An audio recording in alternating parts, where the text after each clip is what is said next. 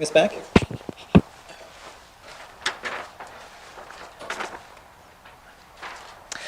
Good morning, everyone. Thank you for joining us here today.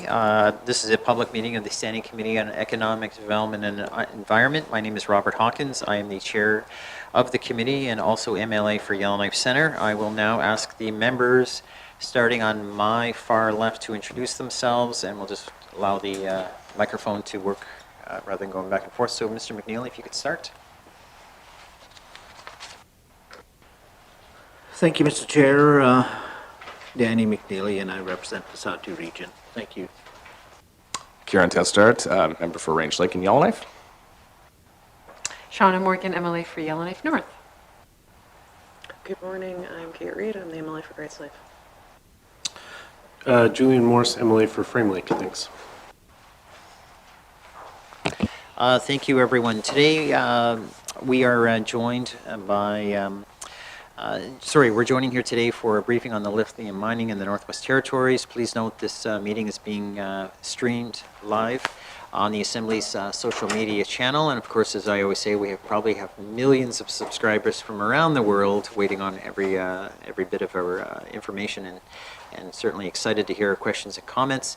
I'd like to now pass the microphone on to Ms. Herron, who, if you could introduce your delegation, both in person and online, and then we will then proceed further to the actual presentation. Lastly, I'll mention for both committee members, those online, including yourself, Ms. Herron, if all questions could come through and flow through the chair. Our microphones are operated by our more than competent IT folks. This way we manage the recording, and if we are on mic, everyone can hear. If we're off mic, the public cannot hear. So in other words, it has to flow. So Ms. Herron, if you would proceed, we look forward to hearing from you. Cheers. Perfect. Thank you so much for the introduction, and it's really a pleasure to be here today. My name is April Hayward, and that's okay, no problem. April Hayward, and I'm the Chief Sustainability Officer with Lift Power. I have with us today online here our CEO, Francis McDonald, who will be giving a presentation today. Thank you so much. Ms. Hayward, my apologies. But if I haven't missed somebody's name up, it isn't. It isn't a good day, apparently. It's pretty standard. My apologies, sincerely. Mr. McDonald, I believe you're going to lead the presentation, and how are we queuing it, just for so we're clear? Who's controlling the clicker? Okay, sounds good. So, Mr. McDonald, if you need us to move forward, please remind us to advance, and we've got that well in hand. So, if you would, please. Sure. I can't really see the presentation myself, so I don't know exactly where we are. Should I also share my screen and Okay. move it that way? My suggestion is, I think the pages are numbered, if I'm correct. And if you just want to remind us what page you're speaking to, our folks will manage the actual page. Okay, perfect. So I guess we're on page 1 right now, which is the title slide, and I will just start there. So just as an introduction to Lift Power, so Lift is a Canadian mineral exploration company. We are focused on hard rock lithium exploration in Canada. And if you have the first slide up, there's a big white hill on that slide. That is one of our lithium deposits that is sticking out of the ground around the Yellowknife area. I will move to slide 2, please. So just as a disclaimer, I will be making some forward-looking statements, and this forward-looking statements text is on our website as well, so please read that and before making any investment decisions. Go to slide 3, please.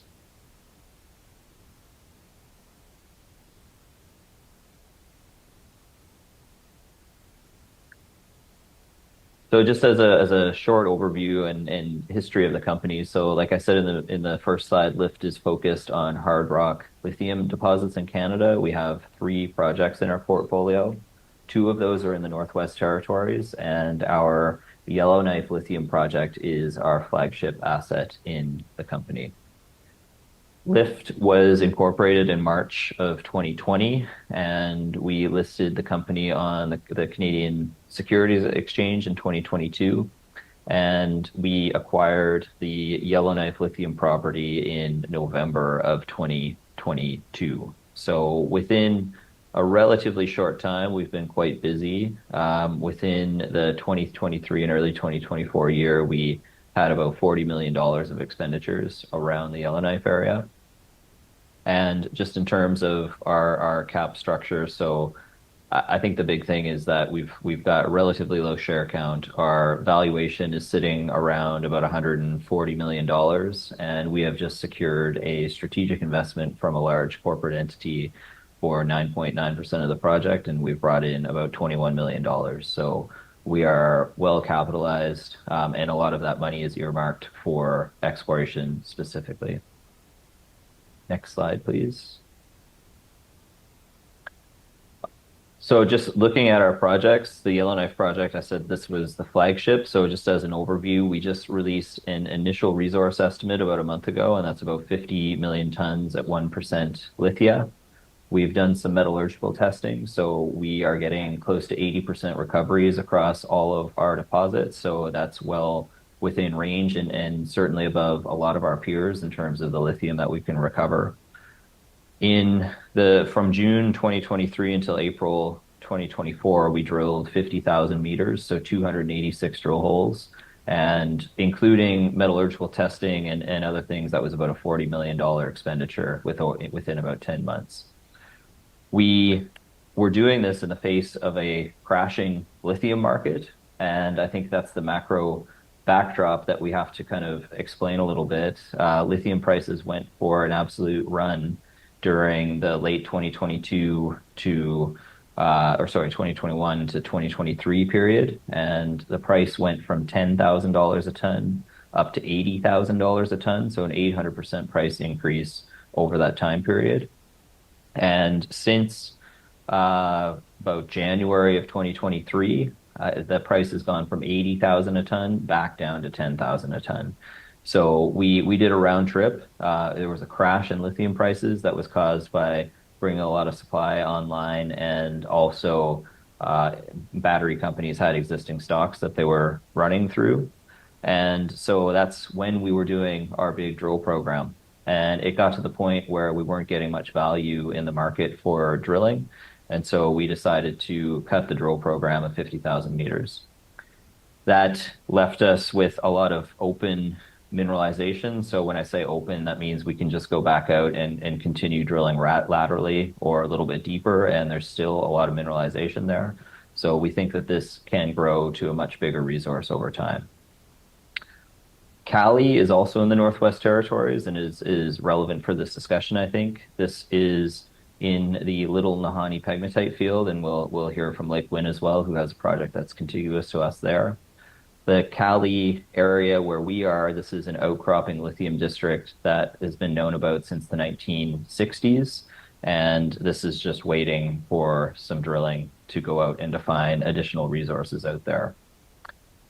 In Quebec, we have an early stage project, so I won't talk too much about that. But in general, Lyft has 3 different projects. They're all at different stages, and we're looking at this from a portfolio perspective of where to put our money. Next slide, please. This slide is just looking at what these lithium deposits actually look like. And on the right-hand side, so this is satellite imagery, and the big white veins that you see crossing the landscape, these are the lithium deposits. So they're pretty stark. You can literally see them from space. And we know 2 dimensions of these deposits already. We know that there's a lot of high-grade lithium on surface. And so what we've been doing at Lyft is just drilling underneath these big veins that we see and defining how much is in the subsurface. And on the left-hand side, the picture that you see is pointing, it has a diamond drill rig in green, and we're just pointing the drill at that big white wall of rock. So this is part of the Yellowknife pegmatite province, and there are a lot of lithium deposits around Yellowknife, but this has seen a long history. And if you go to the next slide, I'll talk through some of that. So the history of this is that these lithium deposits were discovered in the 1940s, and it's pretty easy to see why, is because if you fly an airplane over these things, that's pretty much the discovery. And so when people were out prospecting for gold, they made notes of these lithium deposits out there. In the 1950s, there was a run in lithium prices, and that was because the US government was buying up lithium to build hydrogen bombs. And so in the 50s, there was 3 American companies up in the Yellowknife area defining resources. Lithium prices crashed, and there wasn't as many hydrogen bombs needed as thought. So went by the wayside a little bit. And in the 1970s, there was this guy is now an older gentleman, but in that time he was much younger. He staked a lot of the claims that we currently have and did a deal with a US oil company called Superior Oil through Canadian Superior Exploration. There was a lot of work done from about 1975 until 1980, which really defined the deposits that we know now. And in 1980, Superior Oil exited the minerals business. This was a time when all of the big oil companies were entering minerals for a while, and then they all decided to exit around the same time. Then 1983, Superior Oil was acquired by Mobil, which eventually turned into ExxonMobil. That was about a $7 billion transaction at the time, and obviously for the oil and gas assets and not for the lithium. And so the lithium property went back to the old guy. He did a deal with a guy called Ross Beaty in 1985. Ross Beaty is a fairly well-known Canadian mining entrepreneur, and this was his first company. They did quite a bit of work on the deposits. His plan was to develop the lithium deposits in the 80s and build a lithium carbonate plant in Edmonton. And it was basically just 30 years too early at that point. And during those years, Equinox Resources, which was his company, was looking around North America for a lot of different deposits, and they ended up finding a gold deposit. That led Equinox to be acquired by Hecla Mining, which is a long-standing U.S. silver mining company. And so Hecla ended up with these lithium deposits around Yellowknife as well. And they had no interest in lithium. They were a silver mining company. So the property went back to the old guy, and he hung on to it for up until 2023. So it's really just been sitting here. Everyone's known about these deposits for a long time. And I think the key point here is that in the 70s, they screened everywhere around the Yellowknife district, and they kept the best deposits, and that's what LIFT has acquired. There are a large number of other deposits out there, but a lot of them will be incremental tonnage for a mine that will eventually be centered around LIFT's deposits. Next slide, please. So with that, I think where we're getting to is that there is potential for an economic lithium mine in the Yellowknife area. We've defined a decent resource, and I think that we can grow it much larger. So right now we've been focusing on 7 individual deposits along the Ingram Trail. And so these are all within about 10 kilometers of the Ingram Trail. And the idea is that there would be a centralized processing hub where we would be trucking ore from these individual deposits and concentrating the spodumene, which is the mineral that has the lithium. From there, we would be getting this concentrate, which is basically a gravel. It's non-toxic, non-flammable. You can literally eat it and nothing would happen. And so the idea is we would be trucking this from the mine site down to Hay River and then getting it on rail. And then from rail, we're looking at a couple options of what to do after that. Either it goes to the Pacific coastline on a boat somewhere that there's a lithium refinery, or we'll be looking at a scenario where we'd be looking at a lithium refinery outside of Edmonton. Next slide, please. So this is, I think, very important to think about. There is a short window of opportunity here. And the reason for this is that lithium is quite common in the earth. And the reason that we saw such a supply crunch and a price increase was that lithium is a relatively new commodity because we've never needed it in these quantities before. So 80% of lithium demand right now is from electric vehicles. And before that, it was really from ceramics, glass, greases. And so this new demand that came into the lithium market has completely changed the dynamics. So we really started to look for lithium in a new way in about 2020. And what's happened since then is that we found a lot of it. And this is going to be, I think, a key is that the first projects to market are going to be successful. And there's always a risk that the deposits that we have found around Yellowknife are just not relevant on the world stage anymore. Right now, it looks like they can be, but as more and more exploration turns up more and more lithium deposits, it might not be. And we all know that the north of Canada is not necessarily the cheapest or most economic place to build a mine. We'll talk about timelines after this in a little bit, but I think we have to keep banging this point is that we can't be waiting around to bring deposits online because there's a good chance they'll be obsolete. The other thing is that there's a lot of work going into lithium extraction and looking at new technologies of how to get lithium out of other materials.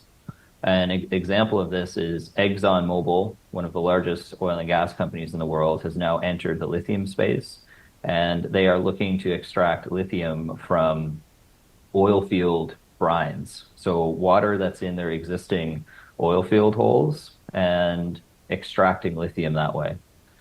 This is not commercial at this point, and it has technical challenges. But when you have a company like Exxon entering the space and spending literally billions of dollars on research to try and figure this out, there is a chance that this could displace all hard rock lithium mining eventually.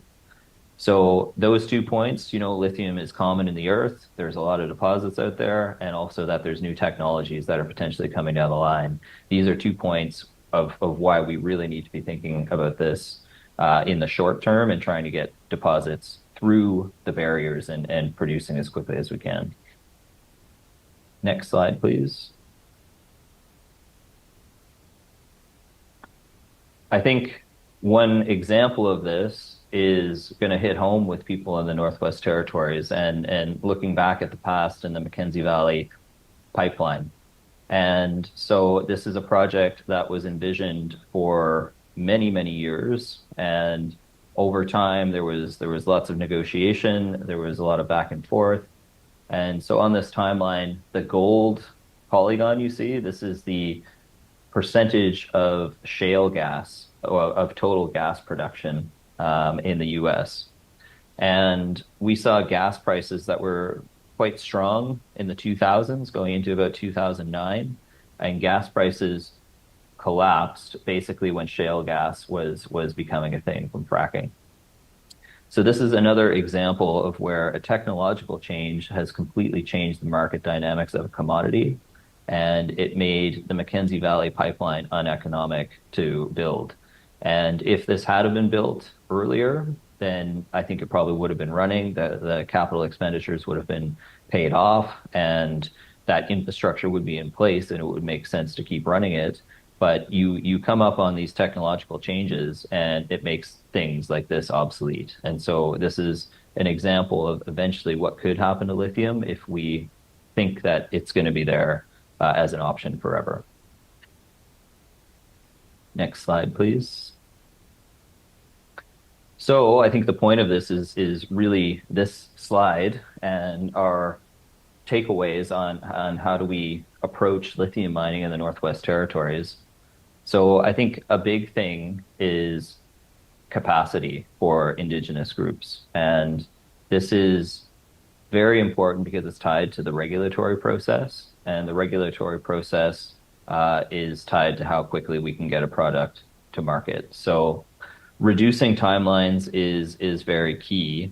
And just to talk through this a little bit, so I'm out around the world talking to investors about lithium in the Northwest Territories, and one of the big questions that come up is, how long is it going to take you to get into production? And so I walk through the regulatory timeline with people, and they look at me and they just say, why should I put money into the Northwest Territories? I can do that at a third of the timeline in Brazil. And this is the thing that we're up against. It's not necessarily we're just competing with other Canadian territories or provinces. this is a global competition, and Canada is really falling behind in terms of bringing mines and commodities to market. So I think there has to be a real um, people have to really commit to reducing timelines. It's very important, or Canada will continue to fall behind. And like I was saying before, one of the biggest things is increasing capacity for Indigenous groups.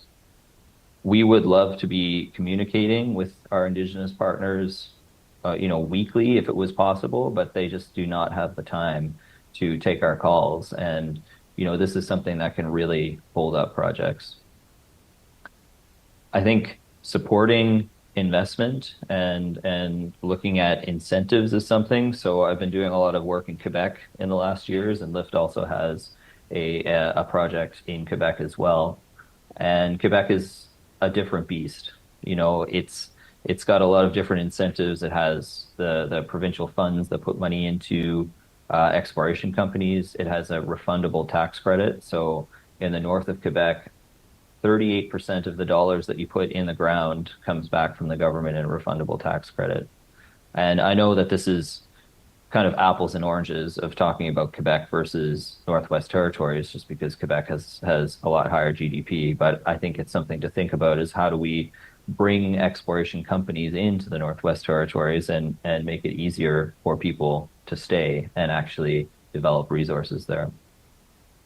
And one other thing is reducing uncertainty. And so this comes around the regulatory process. So I think as explorers and developers, we're always looking at this, that, there is a regulation, a regs change coming, and we're just not sure how that's actually going to play out for us. And does that increase timelines that are already, let's say, in the fourth quartile globally, to a point where it really, you have to question whether it makes sense to stick around.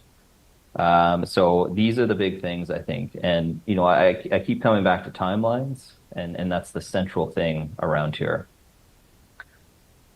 And I think that's probably all the time I should take. Thank you very much. Thank you. Thank you, I believe, Mr. McDonald.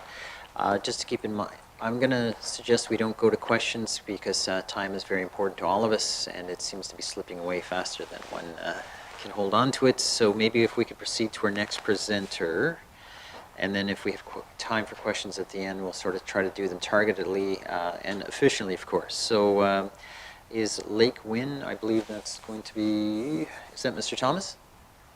Or, sorry. No, Oh, sorry. it's Buddy Doyle who will present Lake Winn. If you would proceed, sir. Yes, if you would proceed. I know this is not your fault. These are lengthy presentations, and normally we qualify between 10 and 20 minutes. I'll keep it short. 10 minutes is what we're given.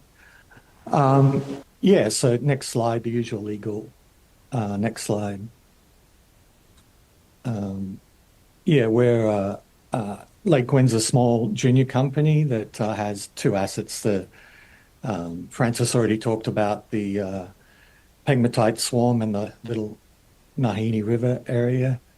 We have the southern part of that. Lyft has the northern bit. And, to be honest, we miss the lithium market's very cyclical. This is about the fourth cycle. And it's only easy to raise money when the lithium price is high, and it doesn't stay high for long. The lithium market, it's still an industrial mineral. The metal market's about 22 billion. The lithium carbonate market is what we'd be making is about 9 billion. But the key is everyone thinks it's going to grow exponentially as we adopt electric transport. And power storage. Yeah, but for comparison, rough diamonds are worth 16 billion market and 120 billion finished market. So lithium is still a small market, and it's easily affected by new mines opening. So the last cycles, Australia has been leading the way in getting mines open quickly. That's understandable because they have a established lithium producer, the world's biggest Greenbushes. So there's a culture of belief around that lithium works. We haven't enjoyed that in Canada yet. Next slide. As a group, we've been in the territories for over 30 years, mainly looking for diamonds, spending over 30 million. We spent about 2 million on this project to date. I'd call it an advanced exploration project that needs drilling. Next slide. Gives you an idea of where we are on the Yukon border. In fact, you would access it from the Yukon side. The nearest town is Watson Lake. But we are on the all-weather road that goes to the Cantung mine. We're near that, 12 k's from it. So that we go to that road and fly in. Next slide. This, as Francis slightly alluded to, this is a swarm known for a while. It has been drilled for tungsten during the other T, tantalum, in the when Greenbushes had a landslide and there was a tantalum shortage. It's a cesium tantalum lithium type pegmatite, which they often also carry tin. Next slide. Yeah, the dike swarm stretches over at least 13 kilometers, and there's a series of swarms. I guess the issue is that we have 6 holes on our property, and the widths of the largest veins is in the order. We haven't found one more than 20 meters wide yet. So our exploration task would be to go and try and find wider veins to give us more tonnage. There's also an idea that if we could use optical sorting, the spodumene's white, that we might be able to sample lots of small veins in an open pit rather than just mining on one vein using optical sorting to make. But that's all ahead of us. Next slide. That's just our results. I won't dwell on them. That's from the past drilling. They didn't assay correctly for lithium, so all we've done is gone re-assay the core that was drilled in the 2000s using a proper lithium method, and the green results of what we're getting ore grade results over 17 and 9 meters there.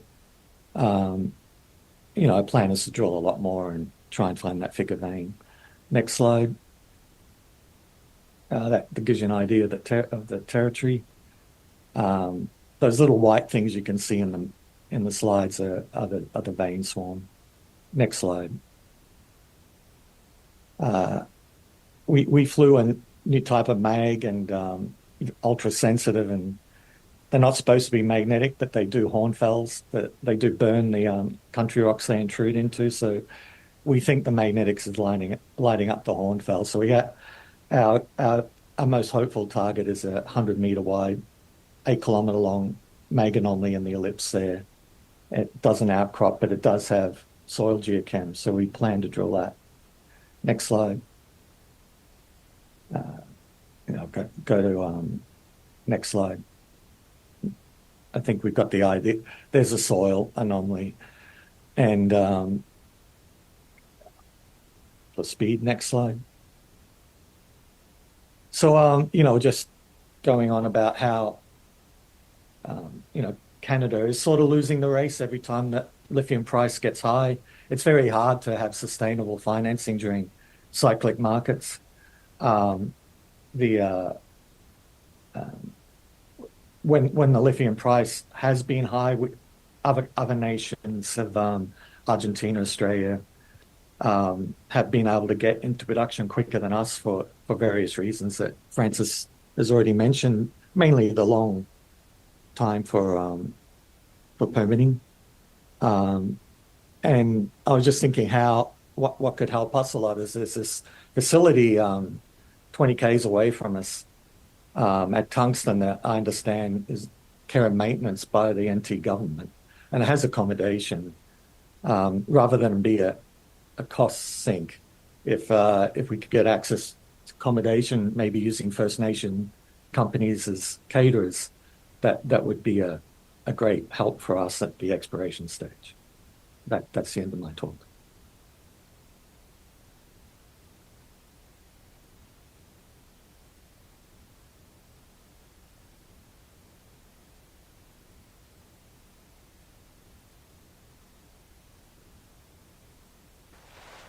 Thank you, sir, for bringing us to the end, and I appreciate the efficiency. The intent wasn't to rush you to take away content, but just for us to use our time efficiently.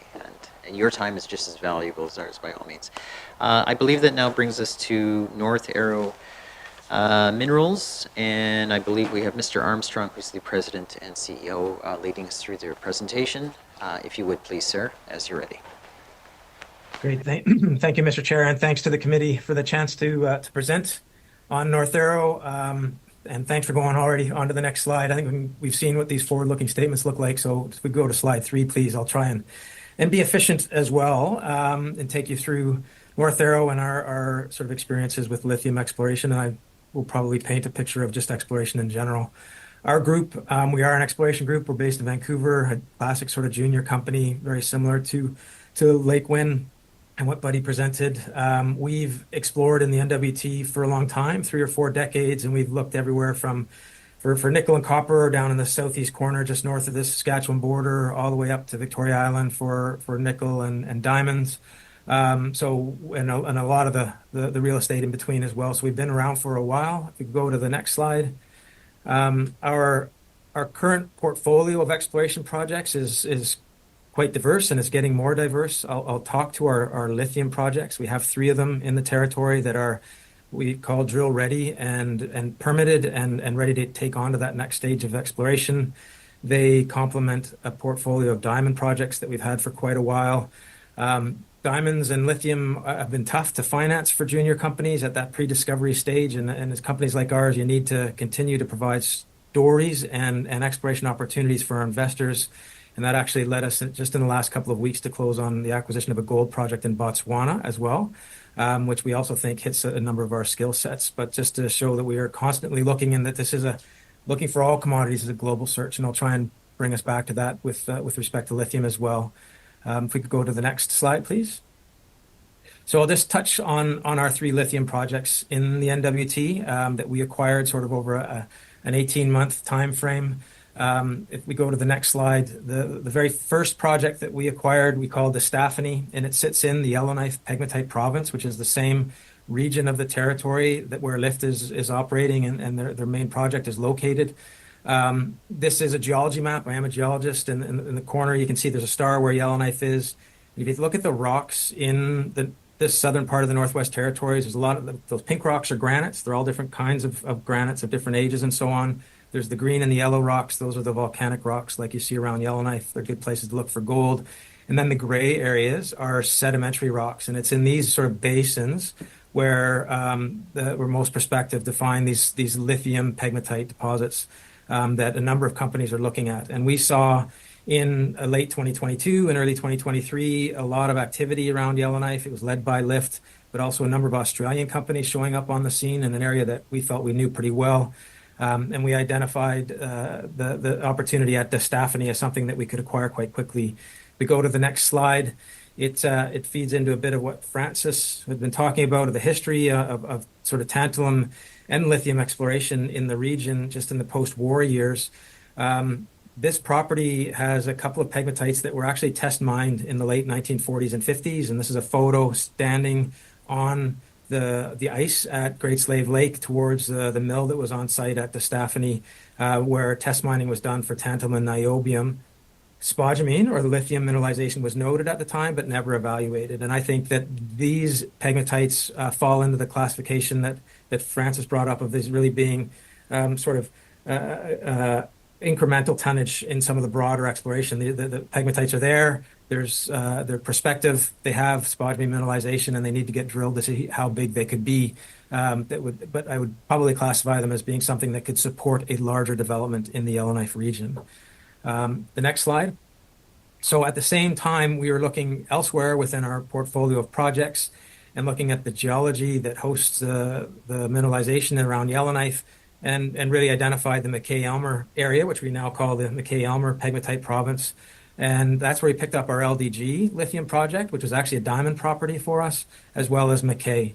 And it sits in the exact same geological setting as Yellowknife, and the tonnage potential that we see being developed by LIFT and moving that along the evaluation pipeline. The McKay-Elmer region that sort of wraps around up towards Lac de Gras is the exact same setting and is just as prospective to find deposits of the same size. So when thinking forward of how the industry could evolve in the NWT, I think this is an important region. If we go to the next slide. I mentioned that LDG was a project we already had. It's sort of the bigger property area here, just south of Diavik.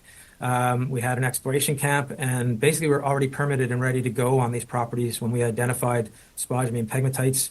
And then McKay was an area where we found some more of these pegmatites. We staked them just on the other side of McKay Lake. Importantly for us, both of these fall along the alignment of the winter road, because infrastructure is just critically important when looking at developing and a longer picture how we're going to develop any kind of discovery in the territory. And so that's something that we've really been leaning hard into. And if we just go quickly to the next slide, we can see that two of our main pegmatites at LDG, they sit right very close, like within a kilometer, just a few hundred meters of a historic alignment of the winter road when it was first constructed to go up to Lupin. If we go to the next slide, we talked about the price of lithium and what's happened. This is a price chart that shows what the price of lithium was at when we first acquired DeStaffney. So in January of 2023, it was reaching its peak. The pricing I've chosen to use here is the price of per ton of spodumene concentrate, which peaked at just over $8,000 a ton. And then over the next 12 months, it proceeded to collapse, as Francis mentioned, all the way down to under $1,000 a ton, which is where it sits now. And I'm just putting in when we first acquired the property in January. And then there's a bullet that shows in July we received our land use permit after sort of applying. The price had fallen pretty dramatically, and then there were some initial terms and conditions that were applied to our permit that I would just point out in terms of lessons learned. One of the things that we learned pretty quickly is that because this is a historic mine site that's over 50 years old, it's actually the historic mine is an archaeological site. And this is something that wasn't known within the GNWT. It wasn't known within the federal government that had actually done reclamation work there. And it didn't come out, despite the fact that we have a process of very broad collaboration on land use permits. These applications go out to a broad laundry list of individuals. It was never pointed out to us that this was going to be the case. Now we were able to resolve that and get the work that we needed to get done on the property to be fully permitted, and that was completed in January of this year. It just happens to coincide with where the price is right now and the challenges that we're facing in funding grassroots sort of exploration type drilling to make discoveries on these properties. We go to the next slide. I just layered on McKay, and LDG, which we essentially already had, and this is more of a good news story. It shows on this that it was 6 months for us to get the McKay property included under our existing LDG land use permit, and that was more just because of just timing and so on. We didn't actually make the application. We did it within, I think it was within 45 days. It was very efficient to get a general agreement with the regulators that the work on McKay is very similar to what was permitted at LDG, and it could all be folded under the same permit. So that was, I think, a good news story and a good case for collaboration and being able to move these things along more quickly where it makes sense. To the next slide, please. This will just touch on a little bit of the global aspect to lithium. The next two slides are lists of projects. Most analysts will have lists of projects at different stages, mines and exploration properties. This is from a group called RK Equity. And this slide just shows the top group of projects. There's 12 chemical producers. So these will be integrated companies that mine lithium, but also have the capacity to convert that lithium into the chemicals that are needed to then be used in the manufacturing of batteries. Thing to note on this is that 8 of these 12 companies are Chinese. The other 4 companies will work with Chinese manufacturers as well. And it just highlights the fact that when it comes to conversion of lithium into these chemicals that are needed to build the batteries, all roads in the world right now go through China. The second cluster of projects we see is a half dozen spodumene producers. So these are the kinds of production scenarios that we'd be talking about initially in the NWT, as these are spodumene deposits. All of these projects are sending their spodumene concentrates to China to get converted. So presently in North America, there's no capacity to take the lithium that we have here and that we can find and that we can mine and convert it. And Francis mentioned one scenario, which would be to build a conversion plant in Alberta. And this is the kind of thing that governments really need to lean into. We can find the stuff, we can mine it. Governments, and I would say bigger governments, are very fond of big, flashy media events to talk about battery plants and making batteries for automobiles. But at that middle piece, to convert the lithium into the materials that are needed to actually build the battery, doesn't exist right now, and it's a big gap within the overall pipeline. If we just go on to the next slide, it's kind of going into the earlier stages. And so this is a list of really what are the top 50 emerging projects. You can quibble about which names are on this. But the point I just want to make, which I think also just sort of underscores some of the points that were made earlier by Buddy and Francis, is that so this is 50, call it the top emerging projects in the world. LIFT is on this project. So there's one project in the NWT. But if you look at the spread of where the other 49 projects are located, they're all over the world. There's projects in Canada and the US, but also all the other continents in Australia and South America, Africa, Europe. What's happening in Russia and China, we're kind of never really going to know. And I think the point here is just to keep in mind the fact that there's nothing inherently unique about the geology of the Northwest Territories that makes it a place the world has to come to in order to mine lithium. It's being found all over the world, and it's found in a number of geological environments. And so that sort of feeds into the idea of speed that Francis was talking about earlier. And I've just got two more slides. If we could go to the next one, which is sort of listing, some of the challenges to lithium, in mining. And I would say that anything we talk about here on these last two slides with respect to lithium apply to all commodities. And I would think that governments really are better off looking at mining and exploration broad for a whole host of commodities rather than sort of trying to pick one or two commodities as winners that they want to get into, because that could turn into a mug's game. One of the challenges I think we all appreciate and the committee will appreciate is just the remoteness of the NWT, remoteness in particular from global markets, which just is not something that's fundamentally going to change. There's a seasonality to work in the territory, and this really impacts, again, the earliest stages of exploration, where we have periods that it's cold and it's dark and you can't get as much work done compared to if you're working elsewhere. And all of these lead into the issue of expense. And it is expensive to explore in the north. Particularly north of 60 and in the NWT, exploration costs are 5 to 6 times higher than in the south. Capital costs are higher, and operating costs are higher. And there's things that can be done, but there's not a lot that can be done about some of that. They can be addressed through improvements with policy and infrastructure. But the infrastructure deficit, something that I know is talked about in leadership and at the government level in the NWT often. There's the transportation infrastructure deficit that we deal with. Lithium is a bulk commodity. We need to be able to ship the stuff south right now because, as I said, there's no conversion capacity. It's going to have to go somewhere. But the government, and this one I put at the feet of the federal government, actually put up roadblocks sometimes when it comes to transportation for the infrastructure that does exist. And a good example of that were the changes in the flight time rules for aviation, which is making aviation very difficult, very expensive to do and to get that support that we need for our projects. And it's something that impacts communities in the Northwest Territories as well. And it is something that requires vision. If we look back at the development of the diamond mines, if that winter road hadn't been a winter road and had been an all-season road, we would have that infrastructure right now to support exploration up in that same area in the Elmer-McKay Lake area for lithium, but also for other commodities. And it's very difficult to prove a negative of what that opportunity that has been lost is, but it's something, again, to keep in mind when we talk about making present-day decisions that could really have positive impacts going forward. So not too dissimilar to the pipeline story that Francis took you through earlier. And then just my last slide, power infrastructure. There's also a deficit here, and in particular, just highlighting when it comes to green power.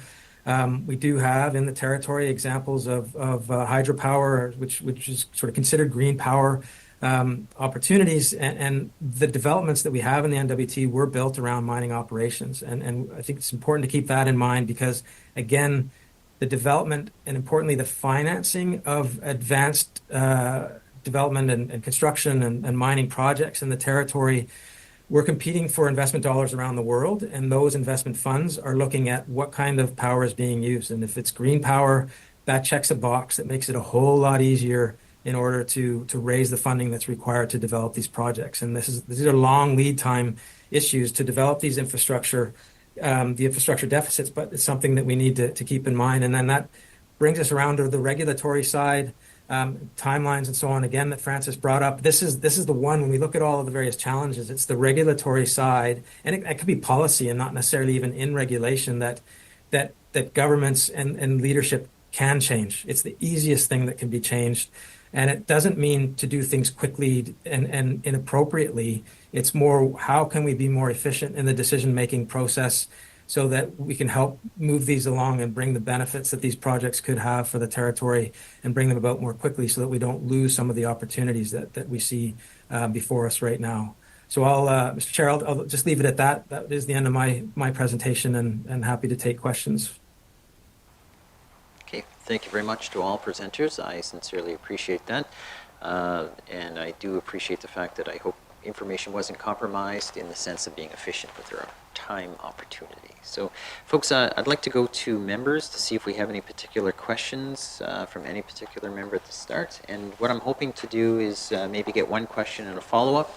And I'll encourage members to use your time efficiently as well, because we have 3 presenters, and if you folks would raise your hand who wants to speak, and don't feel you have to speak either on that regard. All right, that said, I have MLA Morgan, if you'd like to lead us off, please. Thank you, Mr. Chair, and thanks to each of you for being here today and sharing all this information. It's really important for us to understand.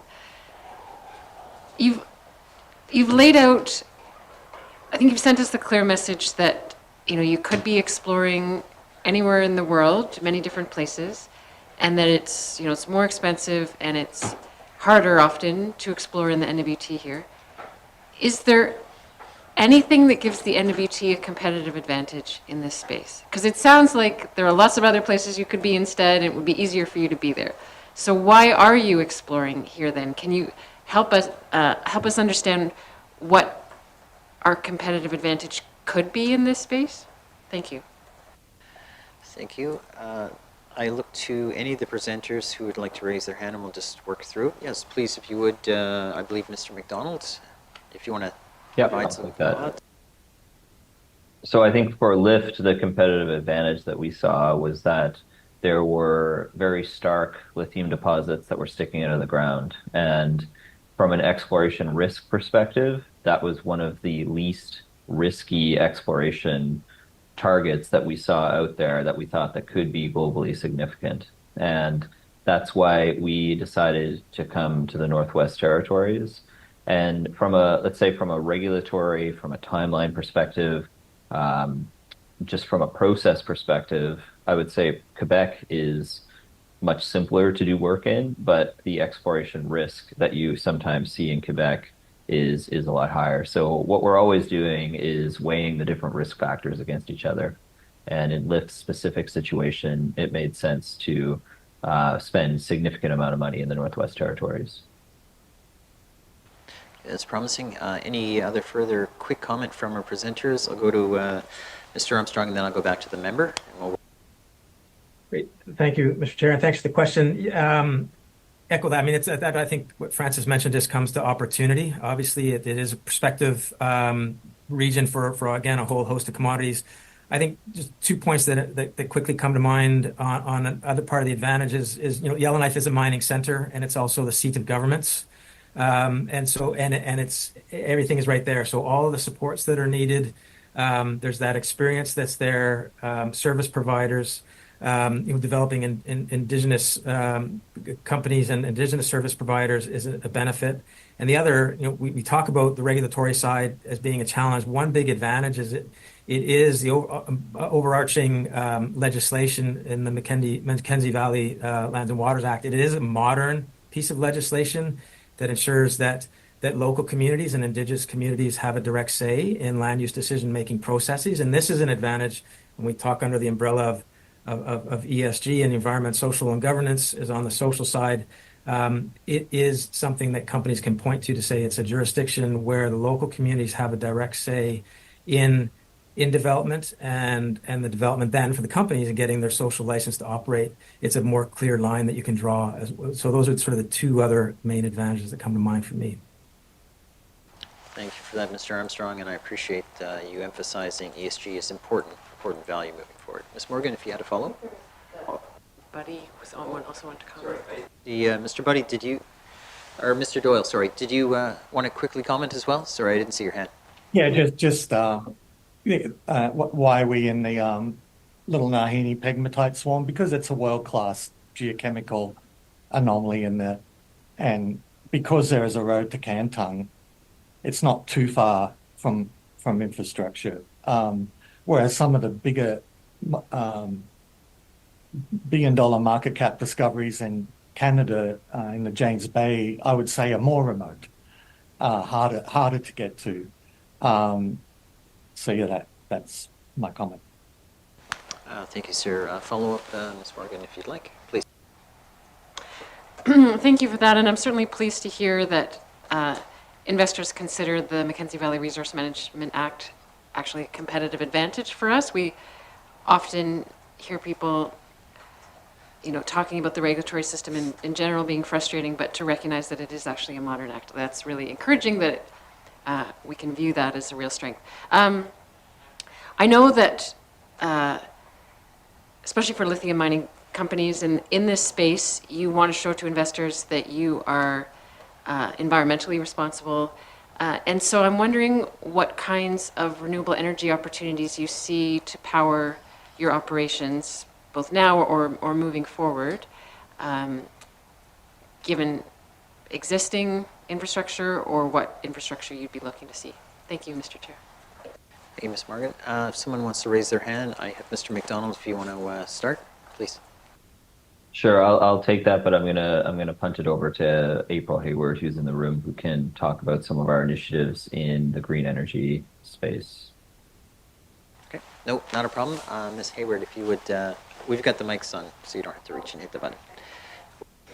Great, yeah, and thanks, Francis. So, so this is the power issue has been something that was identified pretty early on, is knowing that the city of Yellowknife and the Northwest Territories in particular are already pretty strapped for power provision, and that the grid is essentially at capacity.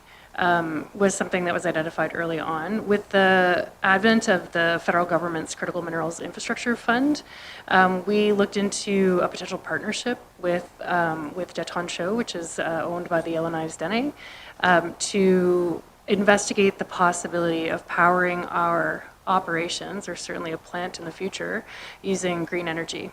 And so we've applied in partnership with the Deton Show to do a feasibility study for powering the mine with renewable energy going forward, and that would be a combination of wind and solar. And the couple of wonderful things I think about that is, one, ensuring that the benefits of things like economic, of lithium mining in the territory, if that becomes a possibility, are really spread and distributed amongst many different people in the territories, including our Indigenous partners, and forming deep partnerships with Indigenous communities that allow them to meaningfully participate in the economic benefits associated with mining in the territory. So we're hopeful that we'll be able to find a solution that will get the funding for the feasibility study, and that down the line will enable us to have green power for lithium, which is obviously part of addressing climate change and reducing our dependence on fossil fuels more globally. Thank you for that. I now have, if no one else is further, I'll go to another question from the floor, which would be a member, and if you're looking to find out where the wind is, just follow the ravens. They seem to always know. Mr. McNeely, you were next, and I don't have anyone else lined up for questions, and I think we're going to push to a completion, if possible, reasonably towards the top of the hour, so I'm not sure where you folks are located, but at least you know what top of the hour means. So, Mr. McNeely, if you want to lead us off, and then followed by Mr. Tester. Thank you, Mr. Chair. My question is to Francis and Buddy Doyle. You have, I'm from the Sahtu, so I somewhat familiar with the area there, having participated in a seasonal resupply to Silwyn Chi Hung at the time. And the Toledo District Land Corporation has actually formed a partnership and did a share issuance with Silwyn Chi Hung. So you have, in my view, you have 4 shareholders in that Cali area, and the same as the other player there, Winn. So Winn is also there. I'm just wondering if there's some shared dialogue going on with the 4 players. You seem to be interested in that area. You've got an all-weather road access to Can Tung, and if I can recall correctly, there that Silwyn Pass Road or Howard Pass Road had some investment and they installed 7 or 8 structural bridges. So having a look at the investment, is there discussions going on between the 4 players in that area that you have claims? Thank you, Fran. Okay. Thank you for that. I'll start with Mr. McDonald, assuming he wants to answer the question, and then proceed to Mr. Doyle. Mr. McDonald, did you have any thoughts? Sure. Yeah. I mean, we're always open to collaborations and partnerships. And so if there's a win-win scenario for both sides that we can agree on, we're open to those kind of things. But for the time being, we've been really focusing on the Yellowknife area. So that's been, we've spent a lot of money. We've shown that it's now the 10th largest lithium deposit in the Western Hemisphere, for hard rock lithium specifically, and we think it can get bigger. And so we've really had to focus on that in the beginning because there is limited capital out there. But down the road, the Little Nahanni area will come more into focus for us, I think. And so yes, we're always happy to chat. Thank you for that. And Mr. McNeely, did you have a follow-up? Oh, I also wanted to hear from Lake Winn. Sorry, it's a problem when you burn candle on both ends some days. Mr. Doyle, if you had any comment with respect to that before I proceed?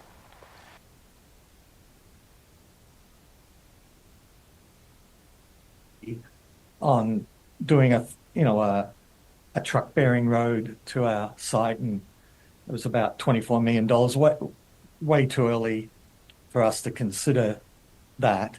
But we have gone through all the permitting and met with the interested First Nation groups to get a permit to drill. But we've definitely will look for, with success, we would definitely look for First Nation partnerships and dialogue.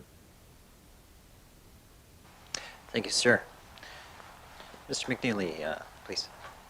Thank you, Mr. Chair. And my last question in consideration of time here is the 3 companies here that made presentations there, is there an example that you can give us on the challenges that you're going through with the permitting regulatory timelines? Is it taking too long? Is it taking 120 days for a water license? I would rather see the core of the problem on paper, and then everybody knows I support development, so providing some accommodation to that. Thank you, Mr. Chair. Thank you, Mr. McNeely. Ms. Hayward, if you wanted to comment, and then we'll invite the other presenters if they'd like to provide some further elaboration. Please, if you would. Thanks for the question. So I've been working in the Northwest Territories regulatory system for over a decade. I'm an aquatic ecologist by trade, and I've been helping exploration companies do baseline data collection, establish study design for those programs, and to obtain operating permits, be it for exploration programs or for major mining developments over that period of time. I think with respect to the exploration, the permits that are required for exploration, It's a relatively straightforward process. 60 days for a land use permit by regulated timelines. That does not include the engagement that needs to take place in advance. And the reality of engagement in the Northwest Territories, it comes back to one of the key points that Francis made during the presentation, which is around capacity and the ability for Indigenous partners to meet us at the table and have these conversations in a meaningful way and to meaningfully participate in the regulatory process. So it can be very challenging to get meetings with our Indigenous partners in advance and to keep that process moving, and that can elongate timelines. So again, anything that can be done really to support Indigenous capacity around the territory in terms of participating in the regulatory system is very important.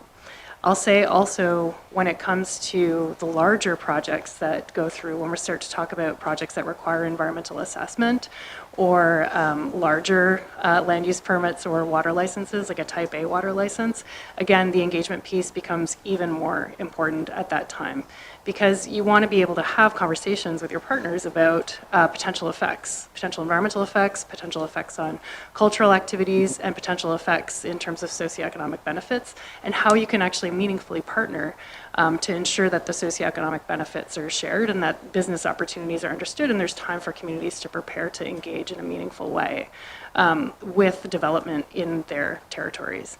So I always circle back to the importance of, with respect to timelines in our regulatory system, it really comes back to capacity for our Indigenous partners to meet us at the other side of the table. And that is the number one thing that we can do as a community, is support our Indigenous partners to be able to come to the table. As Francis said, we'd have conversations with our Indigenous partners on a weekly basis if we could, but they have so much other stuff going on that they need to deal with and prioritize. There's just not the personnel and funding for stable positions in those communities that allow them to come to the table as often as we would like to speak with them. So that's the number one thing that could be done here. Thank you for that. That was very helpful. I now have Mr. Tester, Mr. Morris, and that'll probably bring us close to... I can go to Mr. Morris first, but that'll bring us to the end of our time. Unless we have a member who wants to squeeze in a question or two, we won't deny them. Thank you. Okay. Can't sit here and fight all afternoon about which one of us goes. No, I really appreciate the comments that were made by a couple different people, including the last speaker, about our regulatory system and things that we could do. You guys may or may not be aware, but this committee is currently doing a review of regulatory, particularly the government's role in it. And so those comments, I think, will be very helpful for that review, and they're really informative. So appreciate you guys commenting on that. To just the question that I had in mind, and to build on the questions Emily Morgan was asking, and to maybe step into an area that she's put a lot of time in. Have you guys looked at talking to companies like Imperial Oil about the potential for renewable diesel supplementing any kind of fossil fuels that you might use to kind of help reduce fossil fuel usage when it comes to power generation, just knowing that, there's wind, there's solar, but there's probably going to have to be some kind of backup generation even on top of that. And so I'm just wondering if you're having those conversations, because it seems like the thing that's holding that back is simply the economics of a high enough amount of demand. And I know that there's issues around winter grade renewable diesel, but summer grade is available now and completely interchangeable with regular diesel in terms of bringing it up. So just curious if you've had those conversations, or just to kind of build further on the points Emily Morgan was making about getting green power for powering a potential mine. I'm looking for a volunteer. Mr. McDonald? Yes, please. I'll take that. So I think out of the three companies here, Lyft is the most advanced. We are starting to look into the economics of our project, and that would be through an engineering study or a preliminary economic assessment. So this is the time when we start to look at those things, and getting down to the point where we're looking at things like renewable diesel. I think that would come at a later stage in the development of the project. And right now, we're just looking at, is this, in an order of magnitude sense, is this project economically viable, or does it look potentially economically viable? And I think I appreciate the comments on renewable diesel. I think that is something that we should look into, and eventually, when it's the right time to be looking into things like that, we will be. Thank you for that. Ms. Hayward, please, if you'd like to further the question. Thanks. So I'll just add to that in my experience, there's just not a lot of availability, and a lot of the production has actually been spoken for. So it's actually quite difficult to obtain renewable diesel or green diesel or biodiesel. It's just not produced to an extent that allows for people to come in and make an offer to purchase it. So I think there's a ways to go before it becomes widely available and something that could be incorporated. But appreciate your comment about and question about having early conversations on that. If nothing further from the members online, I'll go back to, no, nothing. All right, that brings us to the end of our questions. All right, so maybe I'll just further elaborate on that last question, because it is curious. I'm actually in favor of renewable diesel. My less favorable position is the affordability of things. So in other words, that's really it. So as time will change, it'll become more affordable, and hence that cost of living is very expensive. But one thing that would underpin this interest, and I think this would also be in line, I hope it would be in line with my colleagues who just spoke, which was by promoting renewable diesel as a function of your plan or a function of your operation, does that improve the ESG marketing component of your platform? Hence, you draw better investors, given the fact that people are really examining how business is done these days. And we always want to look for continual improvement. So what isn't good today because of affordability could also turn around and say, it may cost us more, but it actually gets us more investment, which means, all of a sudden it changes that argument of cost greatly. Does anyone have any comment? Could that impact your sales pitch for investment? And not seeing any interest. Okay. Definitely I'll not. take it. Oh, go, buddy. Sorry. You go. Why don't I go to Mr. Doyle first? You haven't commented in a while. No, it clearly definitely would help. Any project is a unique project depending on your location. I know the diamond mine that Ken and I were associated with now has windmills and solar. It supplements the diesel use, which is quite a lot, 23 million liters a year, if I remember rightly. And I think those sort of solutions do help, but each project has its own. Maybe in the Little Nahini area that we could use in-river hydro, for example, because you've got mountains. But each location's its own solution. Okay, thank you, sir. I'll go to Ms. Hayward, then Mr. Armstrong. So I guess what I would say is it's probably not really a game changer for investors at this time.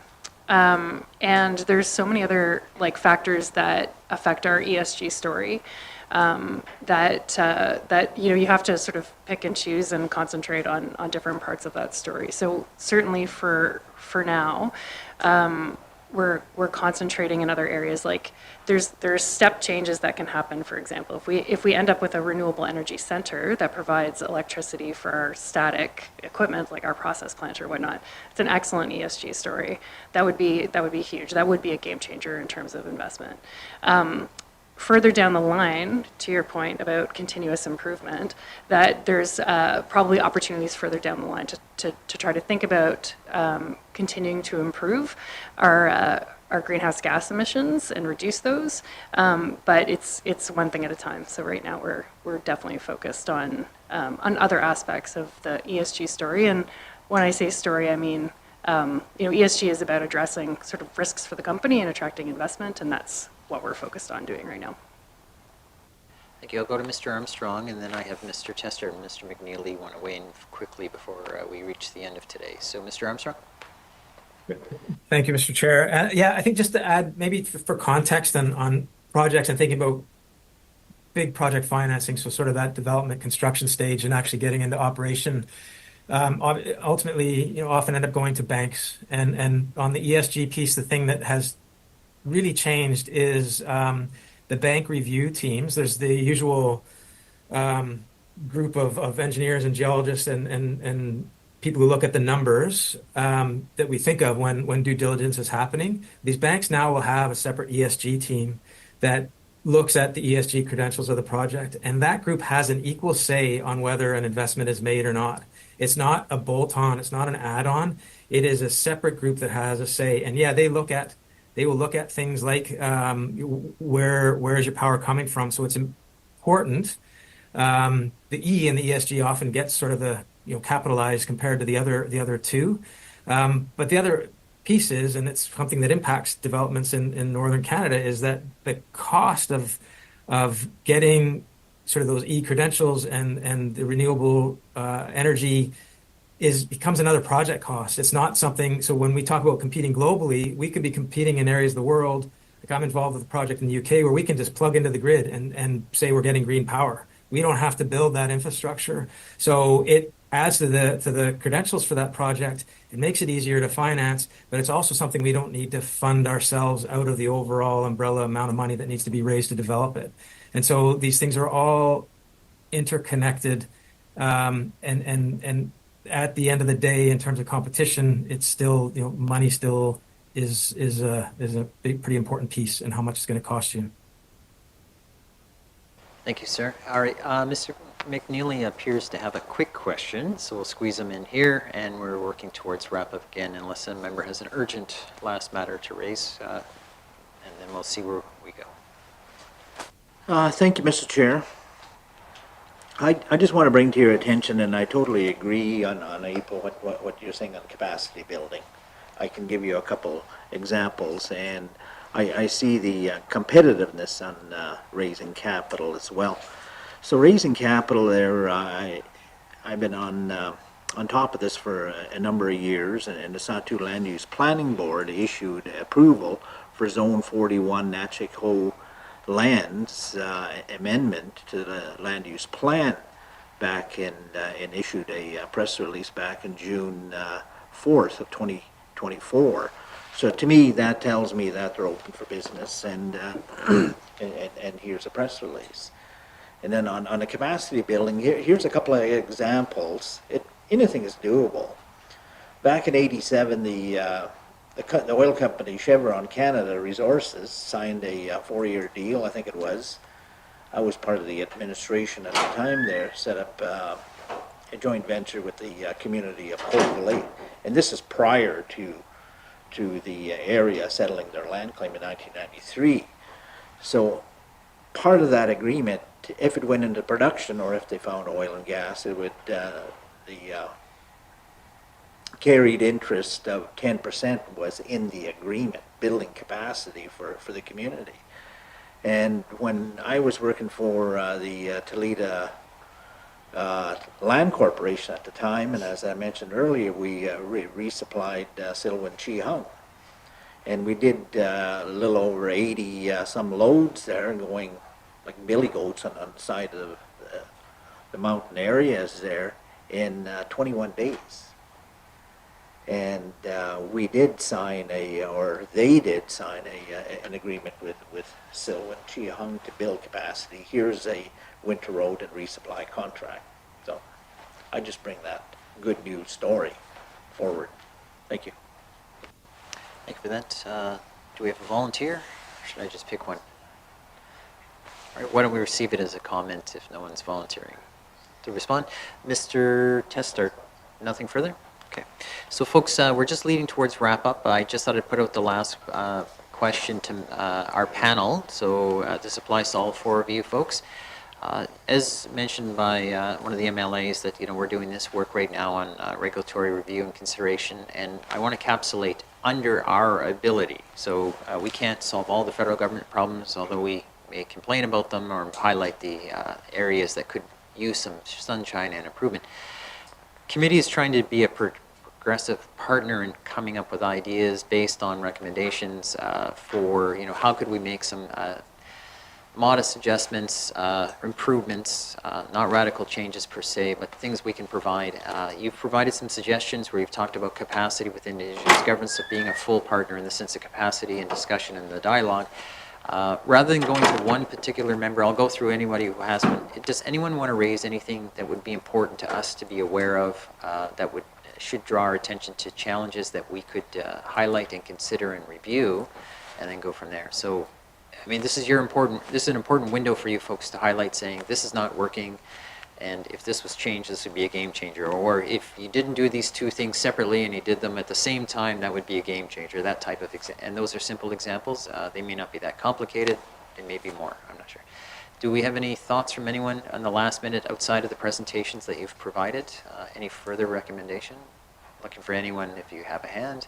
Mr. Armstrong, please, why don't we start with you? Great. Thank you, Mr. Chair. I don't know if this totally fits with the question, but we did touch on the Mackenzie Valley Land and Waters Act, and one thing that I think could help a lot that I believe comes up with some regularity is the fact that we're in a post-devolution world for the territory, and yet that's federal legislation. And is there a path and avenue to get that act moved along and under the purview of the territorial government? And then you have far better say and control in building your own relationships with the Indigenous governments and so on, and sort of basically getting the federal government out of it. I mean, that now that you control resources, I think the territory should control the act and the regulations that allow for that work to happen. Thank you. Thank you. That's helpful, and I should have highlighted, even if it doesn't technically fall under our area, but if it's important, one of the sections in our final report hopefully will be observations. In other words, has nothing to do with our control, but something we should be talking about or people should be aware of. So it's helpful, and I should stress that has come up sometimes from here and there, suggesting our ability should be inherited finally, like our next steps. Whether it's appropriate or not, I'm not sure, but it certainly keeps coming up. So I'll go to Ms. Hayward for the final thought on this, unless anyone else of our presenters wish to comment, please. Perfect, thank you. I think I would mention, I mean, the NWT, we talked a lot about the MVMRA and the various regulatory boards and regulations and processes that are associated with that.